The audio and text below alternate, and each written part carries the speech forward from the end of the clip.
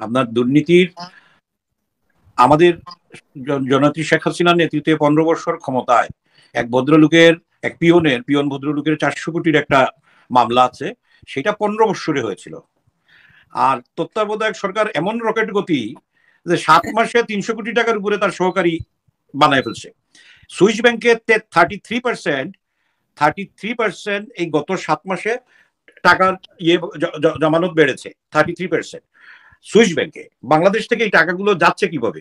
এই যে আপনার ইয়ের কথা বললেন আপনি, এই টিশার্ট জামাই হাজবেন্ডের নাম কি? উপদেষ্টা ফারুকিকে ভালো করে পেদানি দিলেই আপনার এই টাকার হিসাব এই যে সুইস ব্যাংকে বেড়েছে এটা পাওয়া যাবে। আর আপনি এই সরকার খুব বেশি মূলা ঝুলায়, আমি ওকে নাম দিয়েছিলাম সাদা মূলা দেখতে সুন্দর কিন্তু খাইলেই পেট খারাপ করে। তো ওই সাদা মূলাটা মানে ইউনূস সাহেবের নাম দিয়েছিলাম আমি সাদা মূলা। আমাকে একজন প্রশ্ন করেছিল সাদা মূলা কেন